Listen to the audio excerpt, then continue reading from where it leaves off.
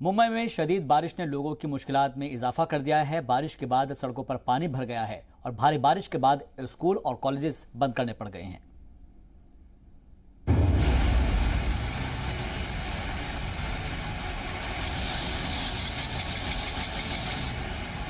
Monsoon, भारी बारिश और जल जमाव।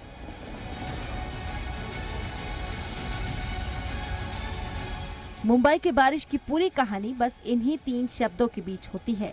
मुंबई के आसमान पर काले बादलों के छाते ही लोग राहत की सांस लेते हैं कि चलो 3 महीने की शदीद गर्मी से राहत मिली। मगर बारिश की 1-2 लहरों के बाद ये राहत लोगों के लिए आफत का एहसास दिलाने लगती है। मॉनसून मुंबई के आसमान पर दस्तक क्या देता है? पानी का सैलाब शहर की सड़कों पर बहने लगता है। बीते 24 घंटे की बारिश के बाद शहर की गलियों की हालत कुछ ऐसी हो गई है। कुर्ला के नेहरू नगर का ही हाल देखिए। बारिश का पानी जैसे अब आगे बढ़ने को ही तैयार नहीं। स्कूल से लेकर अपार्टमेंट्स की गलियों तक बारिश का पानी पहुंच गया है। ऐसा लग रहा है जैसे इन घरों को बनाने वाले बारिश का पानी निकालने का रास्ता देना ही भूल गए।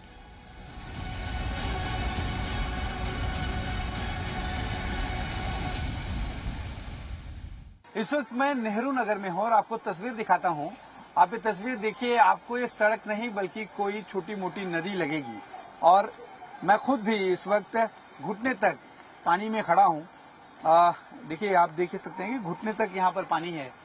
ये स्थिति हर साल नेहरू नगर के इस पंतवाला वलकर मार्ग की होती है और ये जो स्कूल है सामने, यहाँ पर कुछ देर पहले ही बच्चों को छुट्टी दे दी गई है और वजह है ये तस्वीरें। कहते हैं तस्वीरें बोलती हैं और ये तस्वीरें बोल रही हैं कि स्कूल में पानी बहुत ज्यादा भर चुका है। स्कूल के कमरे तक पानी जाने की वजह से ही स्कूल के बच्चों को छुट्टी दे दी गई।